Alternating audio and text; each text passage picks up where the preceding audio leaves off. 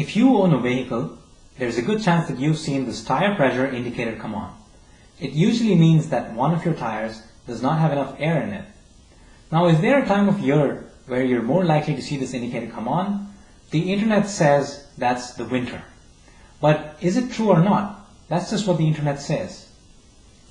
Now let's use concepts from the ideal guess law to test whether this is true or not. So let's look at this question, for example. If your car tire pressure is 33 psi in the summer when it's 90 Fahrenheit outside, what is it in the winter when it's 0 Fahrenheit? First of all, to solve this, let's remember what the ideal gas law tells us.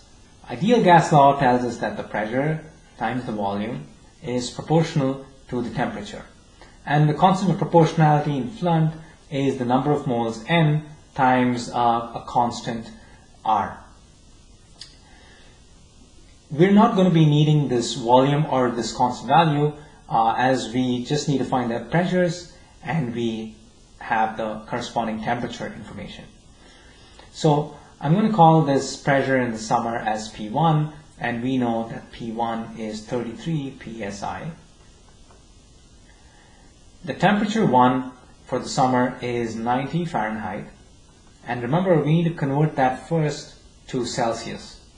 So that 90 Fahrenheit is 90 minus 32 times 5/9, which is 32 degrees Celsius. But we're not done here because we need to convert that Celsius to Kelvin, which you need to add 273, and that gives us 305 Kelvin. What about the winter? The winter, we don't know the pressure, and that's what we're going to find.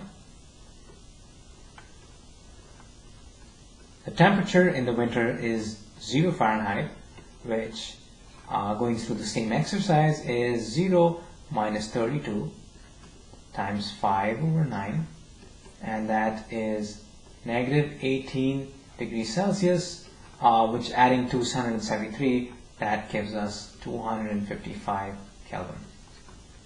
Now when we divide these two equations out, we get P1 V divided by P2 times volume is this, nRT1 by nRT2. Now if there's no leaks, the volume remains the same, so does the number of moles, so these volumes just cancel out, and all we're left with is P1 over P2 is this division of the two temperatures, which is 305 divided by 255, and that is 33, which is P1 divided by P2.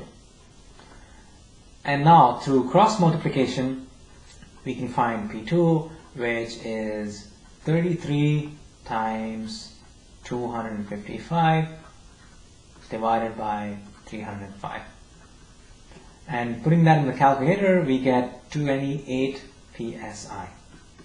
So this pressure is quite lower than our original 33 psi, but does this trigger the tire pressure indicator? And for that, let's look at part 2. Part 2 says that the indicator comes on when the pressure is below 30 psi, and we found pressure below 30 psi, we found 28 psi, so yes, the indicator comes on. If you found that this video is useful, don't forget to like and subscribe, and I'll see you next time.